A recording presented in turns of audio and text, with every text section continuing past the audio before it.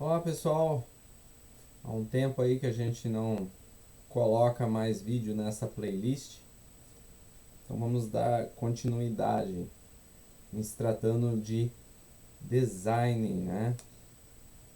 Pessoal, nós vimos já algum conceito na videoaula anterior e pegando o gancho, nós vamos continuar vendo o conceito de usabilidade, só que agora as fases, né? E na visão de Mayhew, né? Ali tem 1999, Mayhew definiu, né? Dessa maneira, né? Então assim, ó, nós temos a análise de requisitos, é uma etapa, o projeto, outra etapa, e a codificação, o teste e instalação seria a terceira etapa.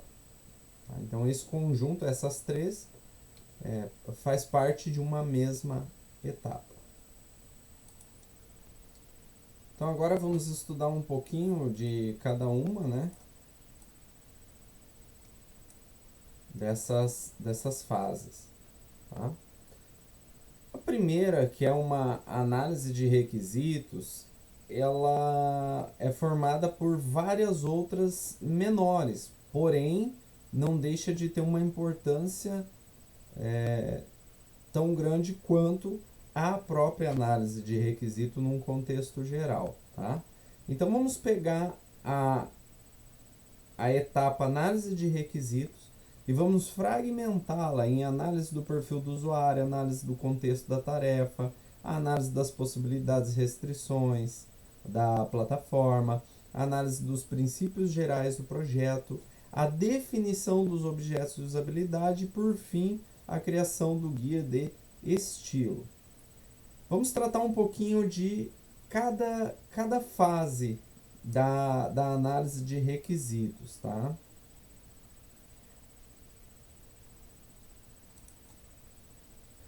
Então, pela primeira, a análise do perfil do usuário.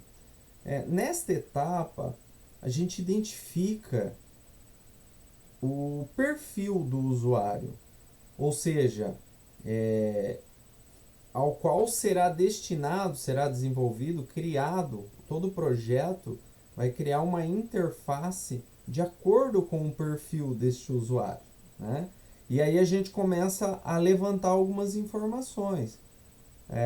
Por exemplo, alguns atributos pessoais, se este usuário tem alguma necessidade física, né, ergonômica, pode se encaixar aqui nesta análise, né? Qual é a habilidade desse usuário? Ele é da área de suporte, ele é da área de administrativa, financeiro, as competências levantadas de cada um, a nível de gerência, a, a níveis de restrições maiores, né? Quando a gente vai descendo a hierarquia, a gente sobe o nível de restrição. Então essa fase é para a gente traçar o perfil do nosso usuário. Então crie uma situação hipotética numa empresa, não vamos criar uma situação hipotética numa empresa com vários perfis. Isso começa a complicar. Como esse vídeo, essa nossa playlist é para fim didático, criem sempre na situação hipotética de vocês uma empresa de menor porte, né?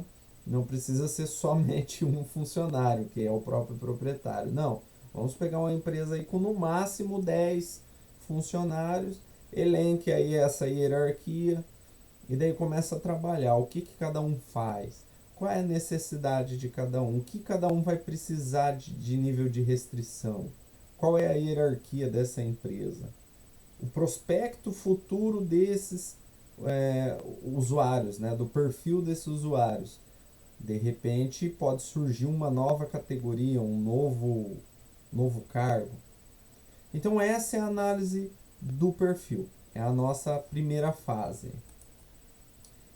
Então nessa segunda fase, que é a análise do contexto da tarefa, a gente descreve qual é a tarefa de cada não de cada usuário, né, mas de cada cargo ou cada departamento, né, mas sempre focado no usuário. Então, por exemplo, esse agente administrativo ele lança valores que são informados, vem de outro agente, então ele pega esses valores, consolida, ou ele faz uma validação desses valores, né, para posteriormente aprovar ou não esse pedido, mesmo que envolvam tarefas que não são automatizadas, tá, gente? Então, por quê? Porque essa etapa é até bem importante, porque às vezes tem uma tarefa que ela é feita de maneira manual.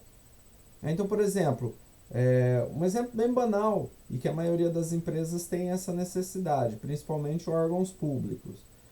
Chega um determinado funcionário e ele precisa de uma cópia de um memorando, né? Ele precisa dar uma cópia do memorando. Então o outro funcionário começa a realizar algumas perguntas. Ó, o nosso sistema poderia fazer esse papel, né? Então o outro funcionário começa a fazer algumas perguntas. Você lembra a data? Você lembra o número deste memorando? Você lembra o assunto? Você lembra para quem foi emitido? De qual setor veio de qual departamento, né? Porque às vezes ele pertence a uma secretaria onde tem vários departamentos. Enfim, cada empresa tem sua estrutura.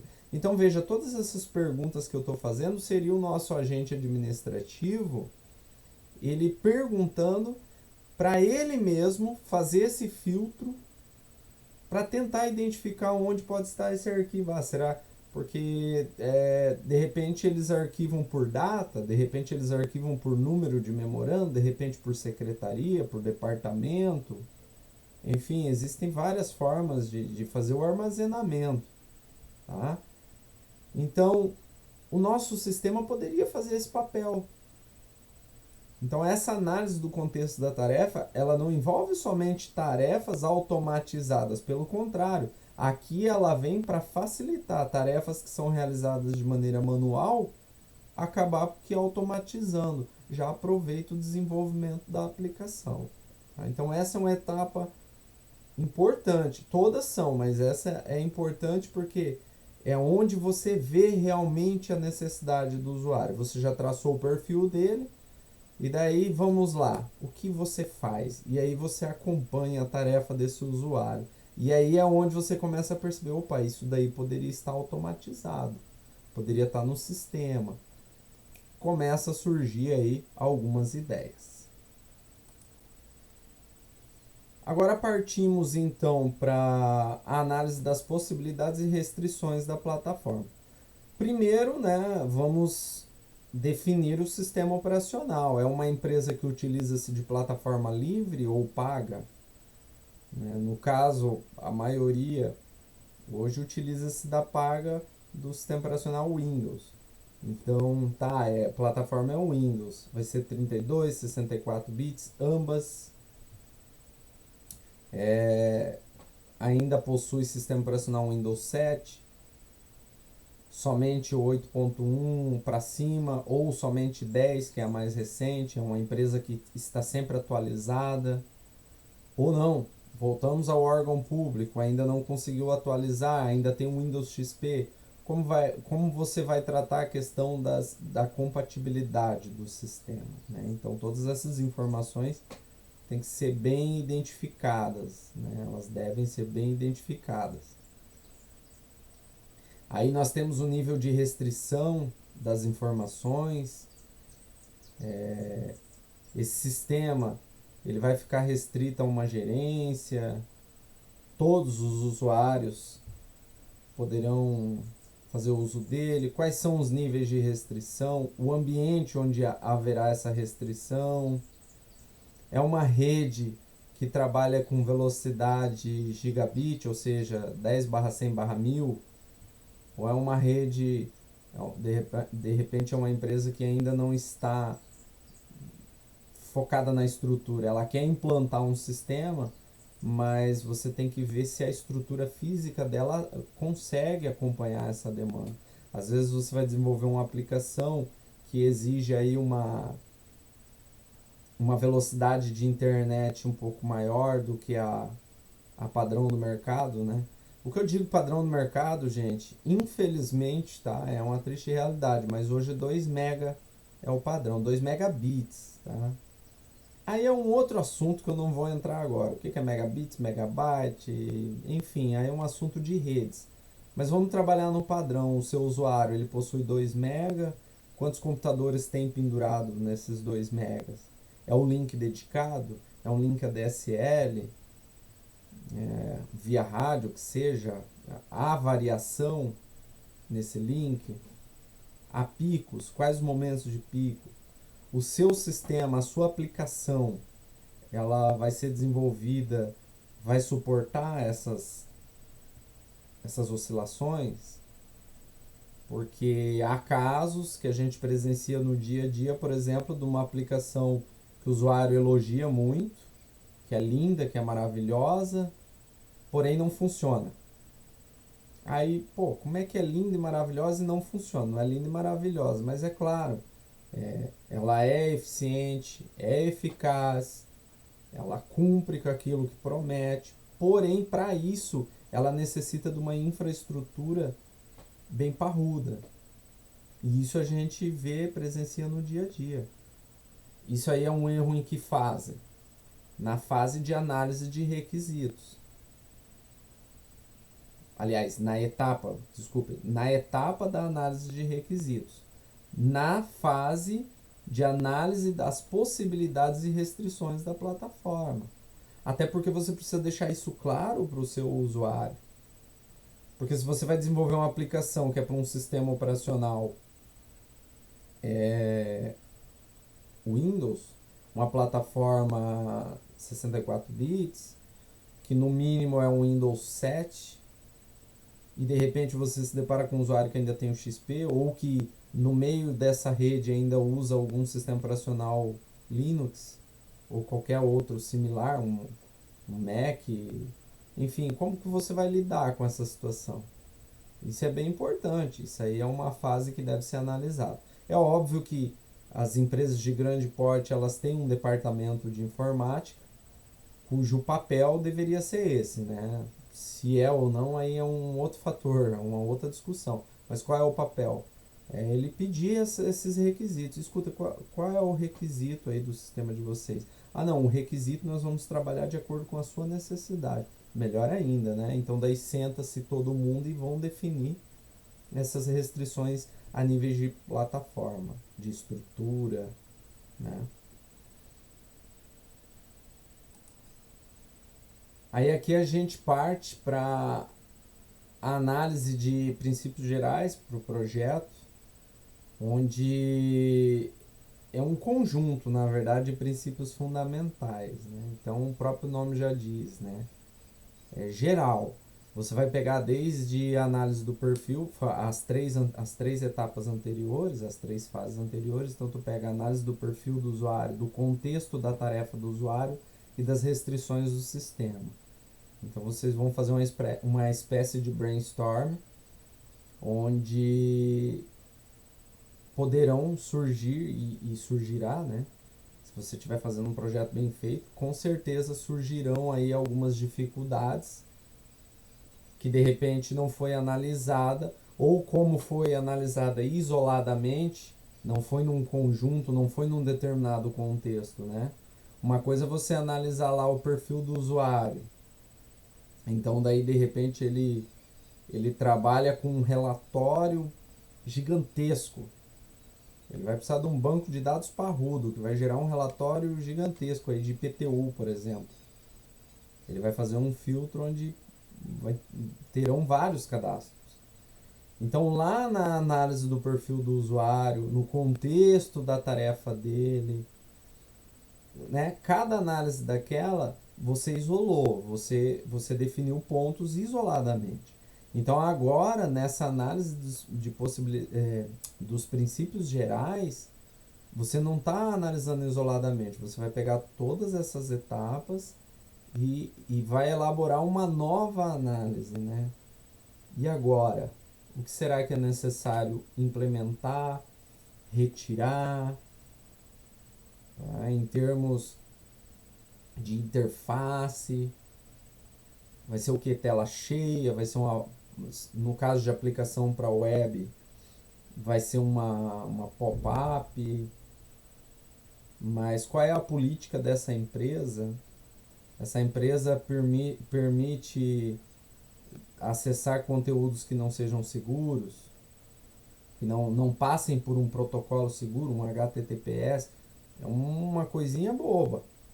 Mas e se a empresa trabalha dessa maneira, se o departamento de informática dessa empresa criou-se essa normativa e que não há exceção?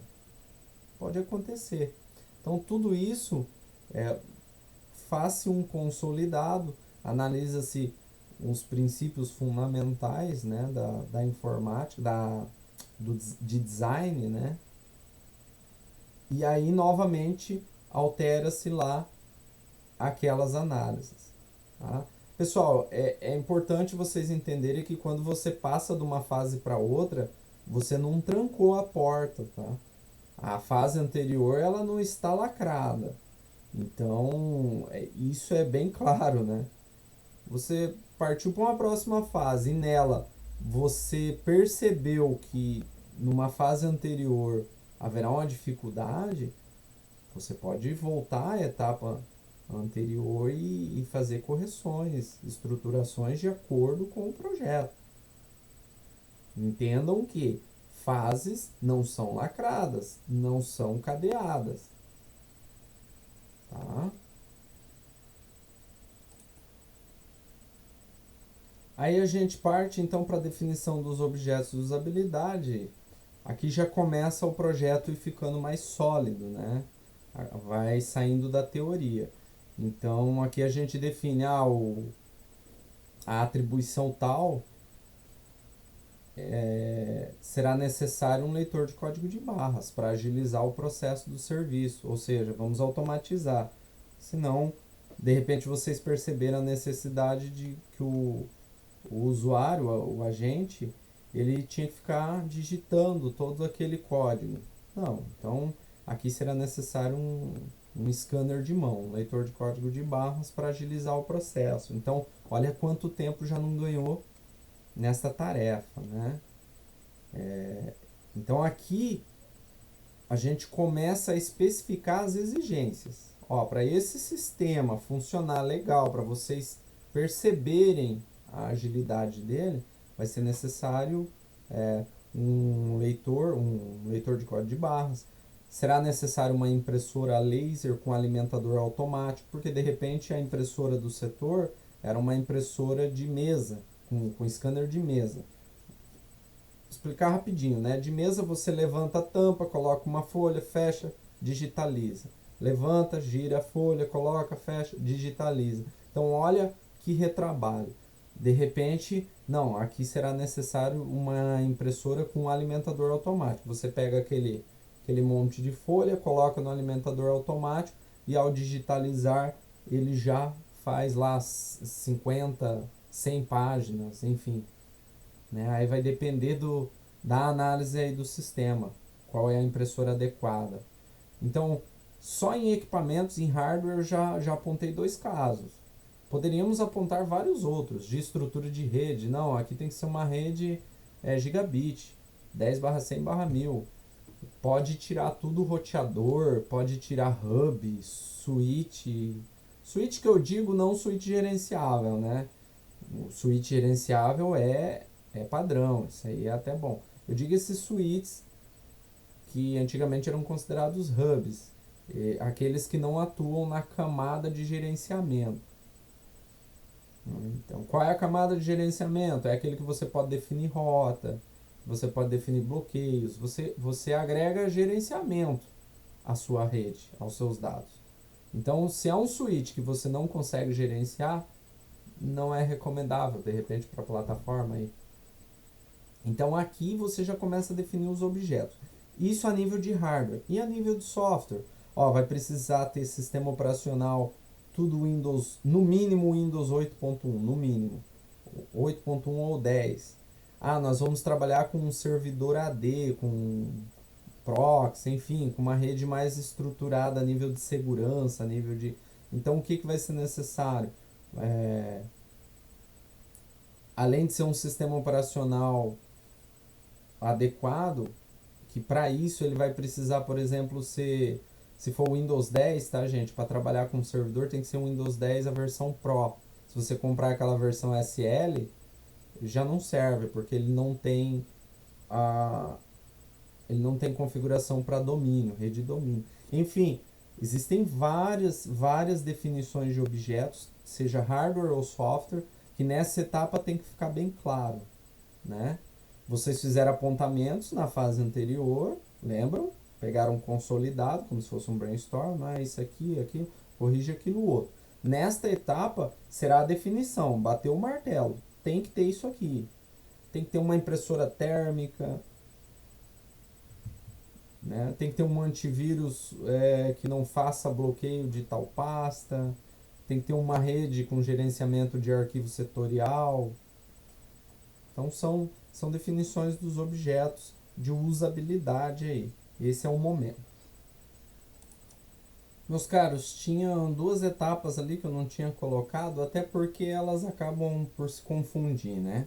Nós vimos a anterior, que era a definição dos objetos da usabilidade, e agora nós vimos que surgiu ali o contexto de uso. O que é o contexto de uso? Ele baseia-se nas informações que a gente obteve lá na análise do perfil do usuário e das possibilidades e restrições da plataforma. Então, é um consolidado que já foi feito numa etapa anterior.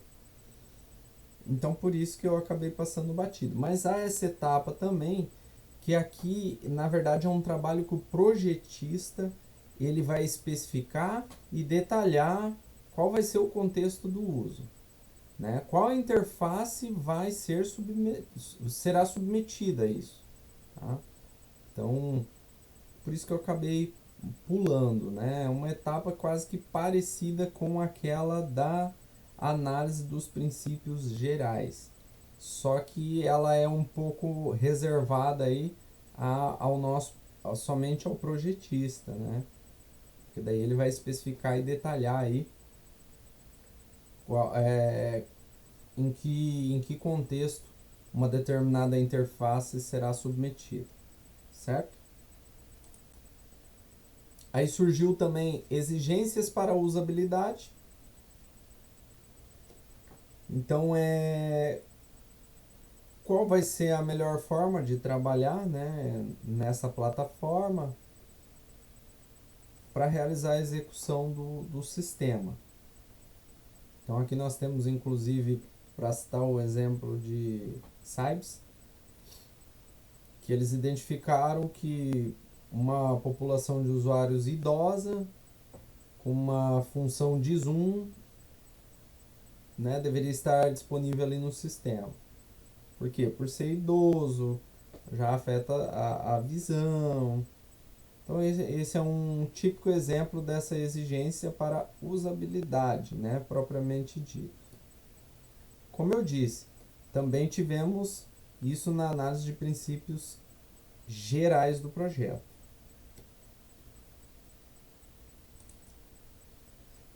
E aí, por fim, nós temos a criação do guia de estilo, né? O tão esperado.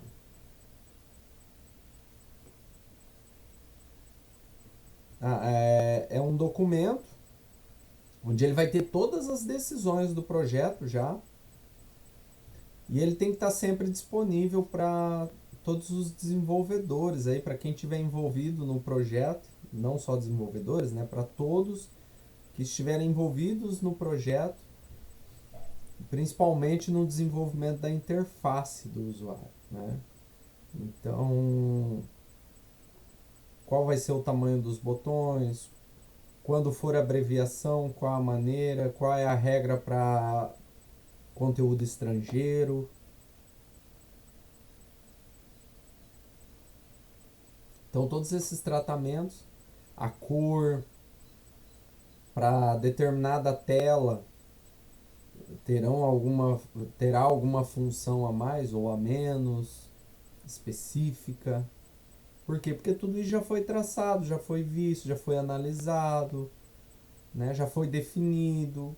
Então aí criou-se o guia de estilo, é uma documentação do projeto, importantíssima do projeto. É como se fosse, após passar todas as etapas, aqui está a nossa decisão. Nós vamos seguir essa decisão. Tá? Tá. Passamos por essa etapa. Vamos até a fase de testes. Né? Chegamos na fase de testes e os valores estipulados aí nas especificações de usabilidade não foram atendidos. O que deve se fazer? Retornar à fase de desenvolvimento. Isso segundo o CIBS. Né? Então, finalizada a primeira etapa, que é de análise de requisitos, vou retornar aqui a nossa apresentação. Então, nós vamos à próxima fase, que é a do projeto.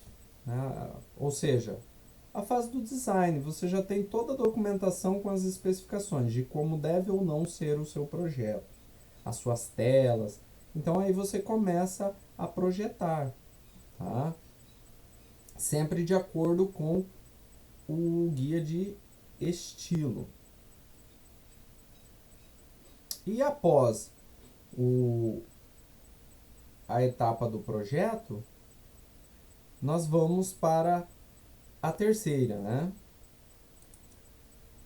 Que é a codificação, ou seja, nós começamos a realizar alguns testes, tá? Ali eu coloquei codificação e teste. Óbvio, a gente precisa codificar antes e depois realizar teste, mas isso daí não é propriamente nesta ordem, né, gente? A instalação, eu concordo que fica ali para o final, né? Um pouco mais para o final. Mas a questão de codificação e teste vai ser sempre uma via, uma via com duas mãos, né? Ora você vai fazer testes, ora você codifica, ora você realiza teste, né? Então essa é uma etapa onde a gente trabalha bastante na parte da codificação e dos testes. Os testes são de maneira avaliativa, você pode pedir para um grupo de usuários fazer essa avaliação, né? Você pode, em primeira instância, realizar essa avaliação na própria empresa, para depois passar para os usuários do seu cliente, da empresa que você está desenvolvendo, para quem você está desenvolvendo. E depois você passa para a parte aí da implementação, né? Que no caso é a codificação ali. Você implementa aí a interface de maneira que você já começa a dar a solução, né, de interação humano-computador. Então, a partir do momento que você resolve aquela problemática toda, já apresentada anteriormente como exemplos, você já apresenta essa solução, você já está na terceira etapa, na etapa de instalação, implementação e instalação, que é uma etapa que também tem que tomar muito cuidado, porque o cliente ele está naquela angústia de ter o seu sistema e ao mesmo tempo precisa estar claro para ele que o sistema não está sendo entregue definitivamente. Você está implantando ali, mas que poderá surgir necessidades de reajustes, né? O ideal seria que isso não ocorresse, mas sabemos que não é assim que funciona. Sempre passa algo despercebido. Por isso é importante uma análise bem sucedida. Porque assim, ó, é mais caro você resolver depois que passou da fase de análise, né? Porque a análise de requisitos é teoria pura.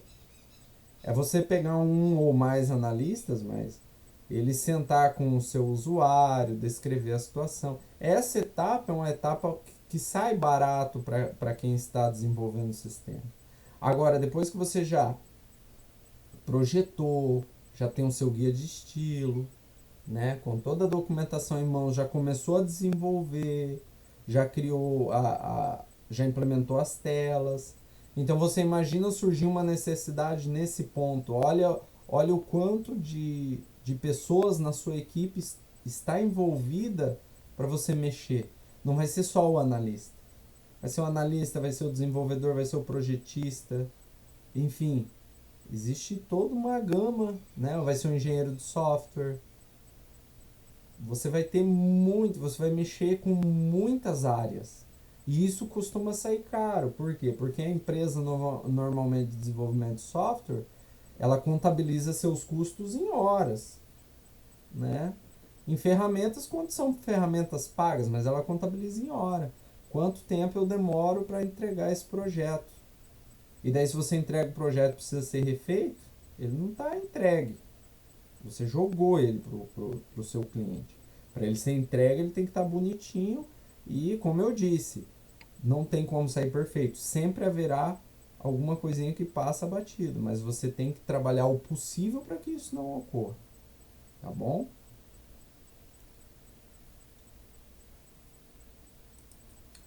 E então, para a gente finalizar esse conteúdo, vamos falar rapidinho o que Mayhew ele, ele propôs, né? Ele propôs o seguinte, o ciclo de vida desse projeto. O que ele diz é que envolverá sucessivas execuções, tá? Todas as etapas que eu apresentei para vocês. Então nós temos as fases dentro de análise de requisito, dentro de projeto, apesar que aqui não foi apresentado nada dentro de projeto, nem nada em codificação, teste e instalação. Mas também pode ser criadas suas etapas e, né, pode ser feitas. Então você vai repetindo isso. E ela vai passando por níveis. Então começa lá, nível 1, que é o nível do engenheiro de usabilidade. O que ele faz? Ele projeta todas as tarefas do usuário. Isso daí é descrito no modelo conceitual. O que é o modelo conceitual? Se você voltar numa playlist anterior, se você voltar, é óbvio que você vai voltar é anterior, né? Se você voltar numa outra playlist ali que a gente trata de banco de dados relacional, então lá você vai ter um modelo conceitual. Então, com base naquele modelo conceitual, é que ele vai começar a elaborar, né, as representações abstratas, né? Sentou lá com o usuário, pegou um papel, uma caneta, começou a desenhar, começou a, a apontar o sistema, a fazer um fluxo, por exemplo, do sistema, ou a colocar hierarquias do sistema de páginas, paginação, de telas. Então esse daí é um nível que a gente chama, porque a partir disso daí começa a se construir os protótipos, né? Então esses protótipos vai corresponder a uma maquete do modelo conceitual, tá? Só que como foi tudo de maneira mais informal, né? Foi ali um papel, uma caneta, ou que seja até pelo sistema, mas você não se obteve a pequenos detalhes, a padronizações, a normativas. Você apenas fez aquilo como se fosse um brainstorm. Você sentou com o seu usuário, seu cliente, e ele foi passando as necessidades e você foi desenhando as telas ou elaborando ali esse modelo conceitual. Então, essa etapa a gente chama de protótipo de baixa fidelidade. Por quê? Porque isso não é o que vai ser parecido com o projeto. Está longe de ser parecido com o projeto, mas é o pontapé inicial, tá bom? Então, é uma etapa legal de se fazer, de se começar a trabalhar. O importante deste nível é que ele é cíclico, ele só acaba quando você realizar a eliminação de todos os problemas encontrados. Como eu disse, por isso que é importante a fase da análise dos requisitos, né? Então como ela é cíclica, você vai fazendo até a hora que você senta e opa, agora resolvemos este problema. E daí partimos para o nível 2. E o nível 2 é onde o engenheiro de usabilidade ele começa a estabelecer os padrões de design da interface. Então ali naquela documentação desenvolvida, criada, é onde você começa a trabalhar com ela, né? O nosso guia de estilo. Tá? E assim, com os resultados obtidos na análise de requisitos, que contém daí o guia de estilo, né? Uma etapa da análise de requisitos, você usa de forma a auxiliar nas decisões da interface. Pô, eu não, que botão que eu coloco aqui, qual a cor, qual o tamanho, qual a terminologia, o posicionamento dele na página, o layout todo, tudo isso é o que estará definido no documento. Então essa etapa ela acaba que, em relação a protótipos, ela acaba que construindo com base no modelo conceitual e na documentação já uns modelos mais realistas, para que o usuário não precise ficar imaginando, eu vou clicar nessa tela e o que faz depois? Depois ele vai fazer um cálculo e vai para uma próxima tela. Isso sai da parte do campo da imaginação e passa-se a ter funcionalidades essas telas, né? Então vai clicar lá, vai ser realizado o cálculo, vai partir para outra tela apresentando o resultado, como tem que ser. Então essa já é uma etapa que agrada bastante aos usuários, né? Então nessa etapa, quando você assiste o usuário interagir com o sistema, quando há já a interação humano-computador, você começa a perceber a eficácia, né? A facilidade que ele está tendo de aprendizado, a taxa de erros cometidos, né? Onde estão as dificuldades do usuário, porque de repente foi levantado lá na análise uma determinada necessidade que nessa etapa você já não percebe. Então, algo ocorreu de errado, mas quem deve pagar por isso não é o usuário, porque não é o usuário que se adapta ao sistema. O sistema ele tem que ser adaptado para a necessidade do seu cliente, do seu usuário. Tá? Então, aqui também há um modelo cíclico, apresentou, pega esse relatório, esses resultados de ocorrência de erros, enfim, e vai trabalhar em cima para corrigi-los, saná-los, né? E também deve ser repetido até que os problemas encontrados acabem. Pessoal, existem empresas de desenvolvimento de software, né? A gente critica, mas sabemos também da complexidade que é. Mas que já tem mais de 2, 3 anos que os usuários já fazem uso do software e ele ainda apresenta erros grotescos, né? A gente vivencia isso.